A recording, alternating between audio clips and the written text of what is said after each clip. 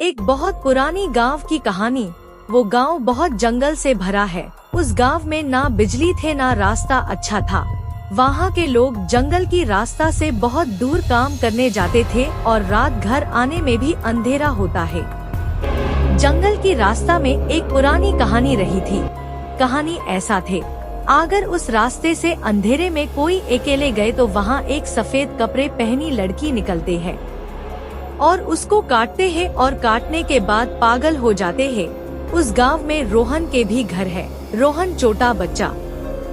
एक दिन रोहन के पापा काम करने जाकर घर आया नहीं। धीरे धीरे अंधेरे होने लगा। रोहन के घर की सभी लोग बहुत चिंतित हो रहा था क्योंकि रोहन के पापा आया ही नहीं, अंधेरा हो गया। पत्नी भी रोने लगे। उसके पति को सफेद लड़की काट ना दे।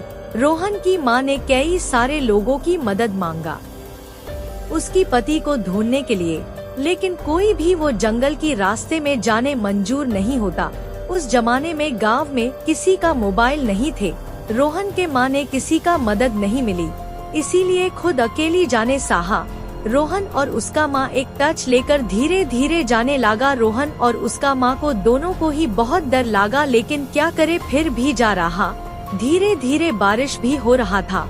जंगल में बहुत सारा पंछी की आवाज आ रहा, बहुत सारे किरे की भी आवाज।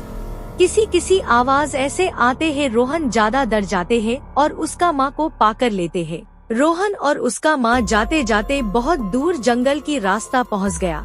वहाँ ना किसी का घर है, ना कोई बुलाने से आएगा। जाते जाते एक बड़े पेड़ की नीचे देखा रोहन के पापा पैर के नीचे गिर रहा है। सिर में थोड़ा खून भी निकल रहा है। रोहन और उसका माँ को बहुत डर लगा। जो भी हो उसका ही पापा। रोहन पापा पापा कहकर बुलाने लगा। उसका पत्नी भी बुलाने लगा। तब रात 1 बजा था। उसकी पत्नी ने आँख में पानी दिया और थोड़ा देर बाद होश में आया। रोहन के पापा ने कहा, डरो मत, मैं घर आते आते सिर घूम के इस पैर में गिर गया था। और पत्नी कहा, तुम मेरे देवी हो इसलिए मुझे ढूंढकर आया। और रोहन को कहा, तुम मेरा राजा बेटा हो, अगर तुम दोनों मुझे ढूंढकर नहीं आई तो शायद मैं यहाँ रात मर जाता। तीनों धीरे धीरे घर जा रहा और उसका पापा ने कहा, यहाँ कोई भूत नहीं होता, सिर्फ इंसान ही भूत होकर डराता है।